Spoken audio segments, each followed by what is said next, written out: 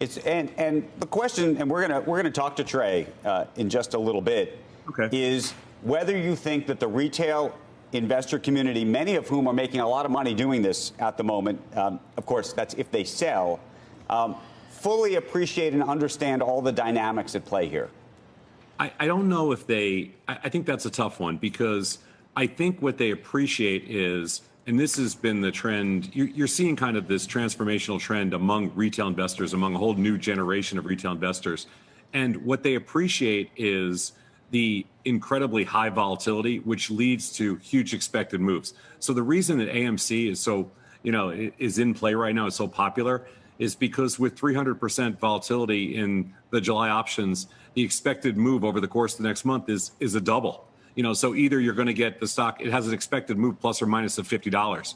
So if you have a $50 stock with a $50 expected move and you don't think it's going to zero, it's a pretty interesting kind of risk reward or pot odds play. And that's why I think there's so much interest. So, there's a lot of people who look at this and they say this is not investing. We should not be encouraging this. This is speculation. This is a trading game. And there's big public policy sort of questions about what this all means.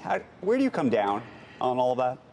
I'm actually a huge fan of what's happening right now and a huge believer in what's happening. I think this is really good. I think what you're seeing is an entire generation become engaged. So instead of waiting till they're 50 or 60 and trying to figure out what the markets are all about, they're doing it when they're 22 and 23. This is a generational move. AMC has nothing to do with it.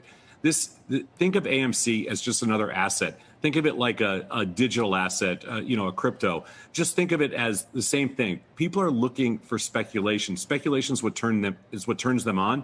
And I think the opportunity to participate in something speculative that you think you own, I think that's a really good thing. I think it's good for engagement. I think it's good for the markets. I think it's good for the future of finance.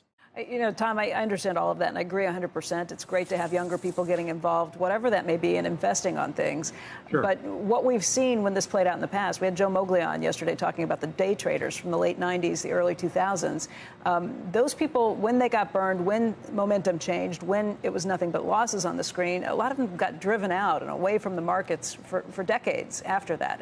And that's really damaging. If you drive out a generation because the momentum turns against them, if they get burned badly and don't come back in, then you're talking about people who you're hurting that entire generation of ever being able to build wealth. There's no comparison between the day traders, and I love Joe, but there's no comparison between the day traders of 1999 and 2000 and kind of that first kind of transition into online trading than what we're seeing today. It is a completely different world. What's different? I mean, well, the technology, the products, the markets, the cost. I mean, remember, back then, you basically got chopped alive with the width of the bid-ask differential and also the commissions and the fees. And then the quality of the technology was incredibly poor. Today, you're looking at amazing, we offer customers high-frequency technology. So high-frequency technology, virtually no commissions, and a bid-ask spread that's a penny wide.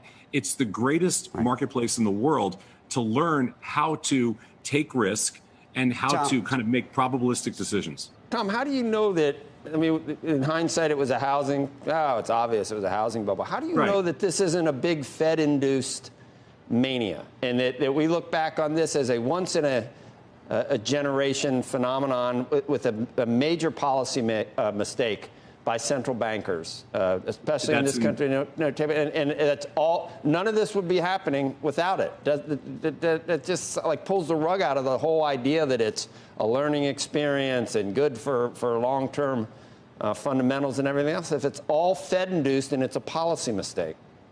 And I agree with you, but what if it's not? What if it's just the maturation process of really liquid financial markets that are becoming stable? I mean, I'm not sitting here pounding the table as a bull or anything like that. In fact, I'm short the market right now. But when I look around and I see what's happening, it's different than 1999. It's different than 2008. The number of players today and the amount of capital today is massive compared to what we saw. Long-term capital management almost in 1998. Almost took us down, and it was a $2 billion, trade. Today we're talking about multi-trillion-dollar trades. Tom, Sure. I got to stop you only because you just said you were short the market, and we only have about 30 seconds left.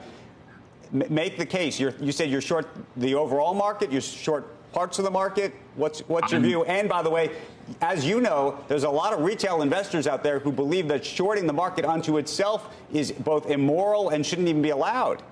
Well, that's absolutely ridiculous. I mean, that's beyond ridiculous. We don't have to even go there. But I'm a trader, and so I mean, I run a couple of companies, but at the same time, I've always considered myself a trader.